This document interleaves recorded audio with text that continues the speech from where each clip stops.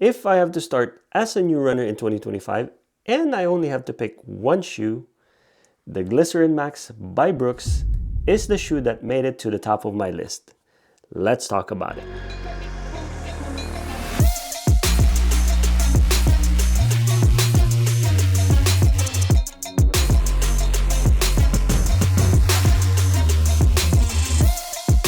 Hey there everybody, Jed here from The Quality Venture, and I am here to talk to you about this amazing shoes.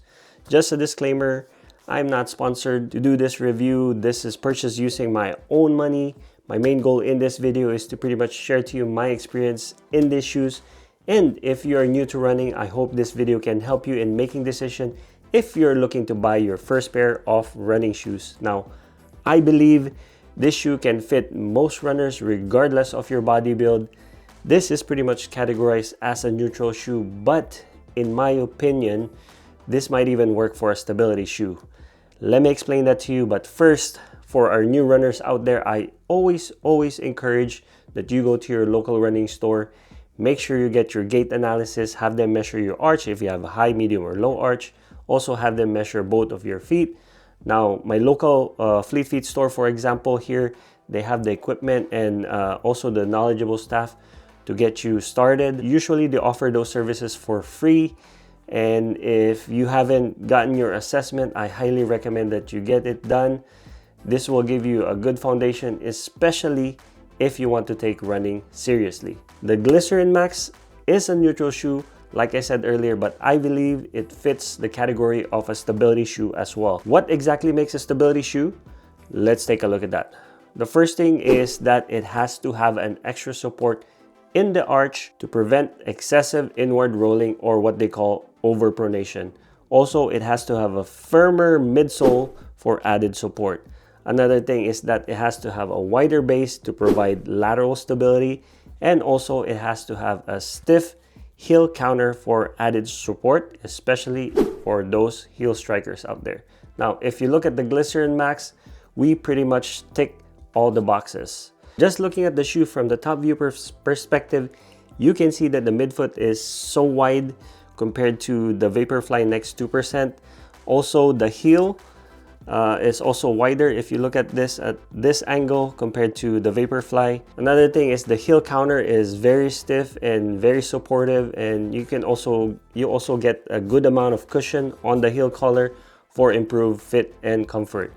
Now, the midsole has a good torsional rigidity and also longitudinal rigidity to help stabilize the shoe. I think shoes nowadays are more focused on allowing the natural movement of the feet versus the old way of restricting your feet by making shoes unbearable to run because of excessive stiffness and overly structuring of the shoe, making them so heavy and most of the time uncomfortable. I'm so glad that the shoe industry is moving away from that. As technology advances, so does the shoe as well. Now, shoes play a critical role in running, along with nutrition, of course, and apparel and monitoring devices. But in this video, we are just focused on the shoe, and I think the Glycerin Max can do it all for a new runner. Remember, even though I find this comfortable and it works for me, that might not be the story for you. So it is very important to try the shoes. This is also not a cheap shoe, but if I can pick a shoe as a new runner, this will be it, and here are the reasons why. Number one, as a new runner, your main focus is to run at your current capacity. Your goal is to establish a solid foundation of aerobic fitness, and this shoe can definitely support you on all of your running progression. Number two, you will be sore as you build endurance. However, I believe this shoe can help you in your recovery so you can go out there the next day, and the plush ride you get from this shoe will definitely get you through that period of running. It's not gonna prevent you from soreness or injury 100%, but the cushion you get from this shoe will definitely help you minimize the stress from the ground impact. Number three, as you progress, you can definitely take this shoe at a faster pace because of the glide rocker technology on this shoe, which can help you get you up on that speed. But this shoe doesn't really excel at a faster pace because of its weight. However, number four, if you feel that you are ready to take running to the next level, you can use this shoe as your recovery or long distance shoe, and then you can start adding shoes in your rotation like a faster daily trainer or a racer shoe. Now that I have made my point on that matter, let me share to you what I like and dislike about this shoe. But before that, here are the specs flashed right on your screen.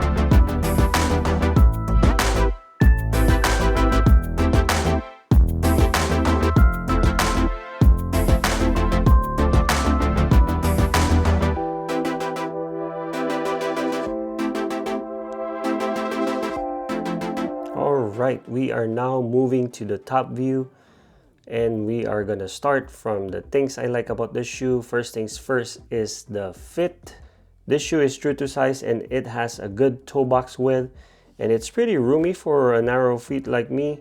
There's ample amount of space to allow vertical movement of your toes to go up and down. Thanks to the stretchy upper, this can accommodate many types of feet in my opinion, and I can wear thick socks, cushion socks, and I still have room for my toes to move around.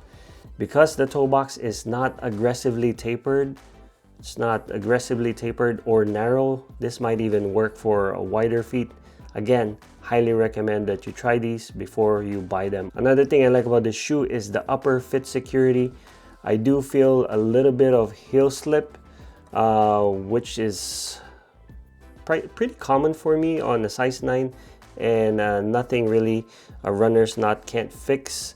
Overall, this shoe has a good upper fit and security. It is fantastic, and I love the lockdown fit on the Glycerin Max. On top of that, the heel counter is really stiff. I don't know if it focuses. Let's see. As you can see, I can barely bend it. So I think that is why I can feel really secure, because of the stability it provides. Another thing I like about this shoe is the ventilation. If I can get it to focus right there. Another thing I like about this shoe is the ventilation. The Glycerin Max has a triple layer engineered mesh, which got me worried at first, but I was really surprised how breathable it is. And for a runner who hates getting hot feet, it passes with flying colors. I have no issues whatsoever.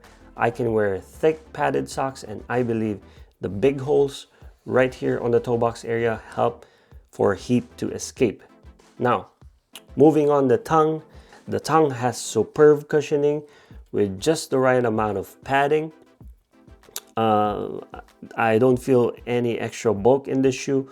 I think Brooks can even make it thinner just to save a few grams, or maybe convert it to like a knit upper. That would even make the shoe better in my opinion.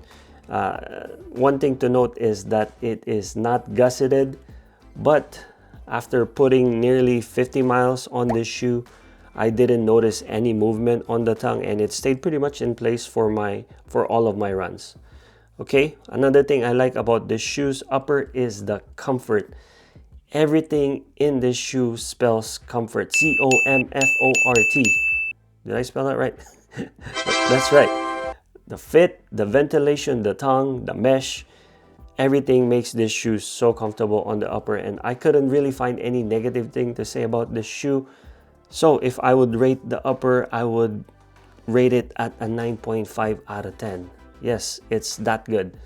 All right, let's move to the performance. Let's see, are we still in focus? Yes. Now let's move to the performance. First thing I like about this shoe is the traction. I have no issues whatsoever in the traction, even though there's not a lot of rubber coverage on the outsole. I think Brooks did an amazing job in placing the reinforced rubber at the right spots. The next thing I want is slipping and sliding and injuring myself, and the traction in these shoes definitely gives me confidence in each step. Right, moving on to the next thing I like about the performance is the midsole stability. Nowadays, most super high stack shoes have significant midsole flare, as you can see on the top view. However, and that includes the Glycerin Max, but because of the wider midsole, this definitely gives the shoe a more stable ride. When you're high off this ground, it's so easy to be unstable and roll an ankle. And to counter that, these high stack shoes are mostly made with a wider landing area just to prevent that injury. The outsole also has a good longitudinal and torsional rigidity to help improve in stability on these shoes, considering that this is non-plated. But don't be fooled with that, because the next thing we will discuss is the ride feel. In terms of the ride feel comfort, softness, and responsiveness, I don't have a durometer to test the softness of the DNA foam, but man, I can tell you that this shoe gets better and better and better each time. On my first run, I was not really that impressed after putting 50 miles. I can really see why a lot of people love the plushness of these shoes. It's not overly soft like you're sinking each step, but it has the right balance of plushness and responsiveness. The midsole is basically made out of two foams fused into one. And it is a trend that is starting to make its way into the running shoe industry versus the traditional dual density foam that are glued to each other. Another thing to note is that the heel is softer on this shoe compared to the midfoot area, but I am a midfoot to forefoot striker and I still feel that plushness. I don't feel like I'm stepping on clouds, but it is definitely noticeably soft and pleasant on your feet.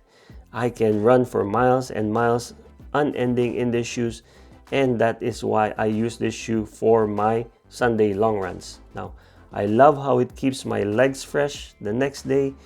Thanks to the DNA foam, I can tackle my next workout without feeling that soreness or fatigue. The glide rocker on this shoe definitely helps in giving me that nice toe-off transition. The midsole is definitely amazing, and if I will rate the ride feel comfort on this shoe, it is a solid 9 out of 10. Another thing I wanted to share about the things I like about this shoe is the outsole durability. After putting 50 miles on this shoe and just looking at it right now, I can barely see any signs of wear on the shoe. On the heel, I'm not a heel striker, but specifically on the midfoot area, there are a little bit of signs right here on this area. I don't know if you can see it on the camera, but other than that, look at that. 50 miles on this shoe. Can you imagine that? So, very, very impressed with what Brooks has done on the outsole and the overall look at the shoe.